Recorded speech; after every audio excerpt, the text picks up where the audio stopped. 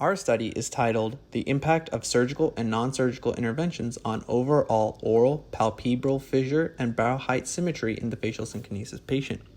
So we know facial movement plays a vital role in psychosocial interactions, and impaired movement can significantly impact the emotional expression, speech, and overall quality of life. Post-facial paralysis synkinesis is particularly debilitating, leading to increased depression rates among sufferers. And although various surgical and non-surgical treatments aim to restore facial symmetry, there is a gap in objective comparative studies on their effectiveness. The current study uses Emotrix, an open-source machine learning software to objectively measure facial symmetry outcomes in patients treated with combined surgical and non-surgical intervention versus non-surgical methods alone. This study also aims to analyze the comparative effectiveness of different surgical procedures in improving facial symmetry. So in the study, we identified patients with facial nerve disorders at a single tertiary care center from 2008 to 2022. Inclusion criteria encompassed documented synkinesis and pre- and post-intervention photographs taken at least a month apart. Specific areas targeted by chemodenervation were also considered for inclusion. Emotrix facial analysis software was used to assess images with additional data sourced from medical records. Multiple outcome measures such as oral commissure excursion and brow height were analyzed for symmetry improvements. Patients were categorized based on the interventions they received, which included chemodenervation, surgery, and facial nerve rehabilitation. Only those with 6-month post-op photos were included in the surgical group. So a total of 40 patients with synkinesis were identified for our study, with 29 meeting the criteria for picture analysis.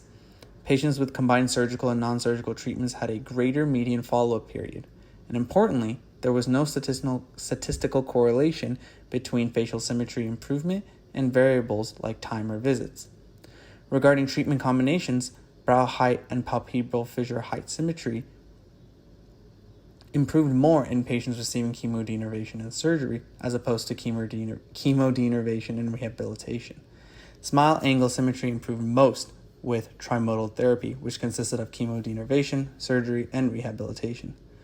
Comparing surgical approaches, palpebral fissure height symmetry significantly improved in patients who received selective neurectomy, but not in those who underwent other types of surgery. Smile angle symmetry improved significantly in patients who had selective neurectomy with a facelift, compared to the non-surgical group. However, there was no significant difference in other facial features among different surgical or non-surgical groups. Overall, the type and combination of treatment modality influenced the degree of facial symmetry improvement. This study addresses the optimal treatment modalities for patients with facial nerve synkinesis, focusing on objective facial symmetry as the primary outcome. Unlike previous research, this study utilizes objective measures and provides a direct comparison of various treatment combinations. It reveals that a trimodal approach comprising of chemodenervation, rehabilitation, and surgery offers superior facial symmetry outcomes.